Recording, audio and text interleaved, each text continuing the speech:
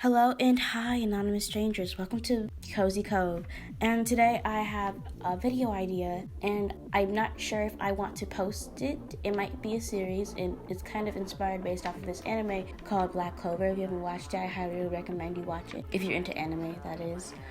And I don't have a title for it, and it would really help me out if anybody's watching this that you'd give pointers and give out title ideas or names, so I could just probably incorporate that into series if anybody's interested in from posting.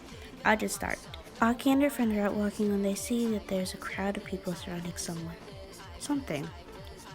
Aki pulls her friend towards the crowd, and they walk their way into the middle where they see a higher up announcing that there's supposed to be a spell off. Each opponent will fight to show off each power. This wasn't new. This was an annual thing that happened every year. The only difference was between this year and last was that this year, Aki could actually enter the spell off since she's actually turned 16 this month.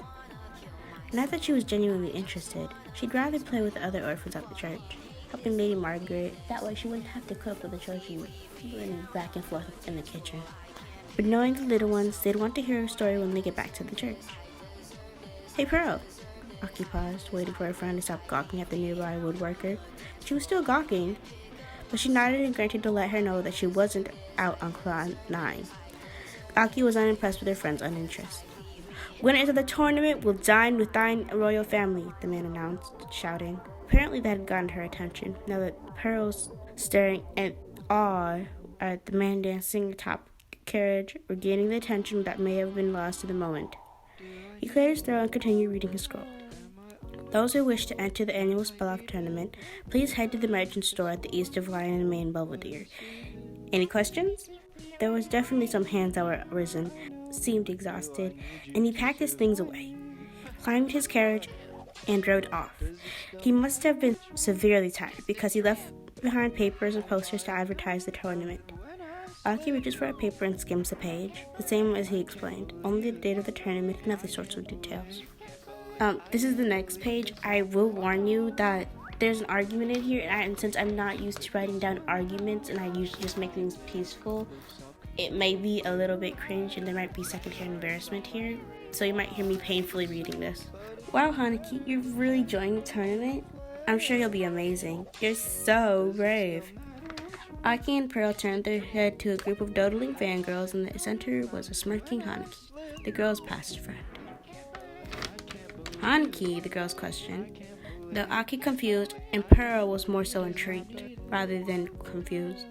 Because of them being a few feet in front of Hanaki, his posse turned towards the duo. Well, look who it is, he says with a smirk plastered on his face. So you've seen the advertisement for the spell-off, eh? Well, not to boast, but I've already entered, and I'm almost absolutely sure to win. And you? He asks, questioning them both. Neither spoke, being so shocked at the outcome of the childhood friend. He took their silence and ran with it, continuing his rant. Well, if you were, there wouldn't be much of a competition to start with. The girls had suddenly found their voice. Pardon? Pearl questions.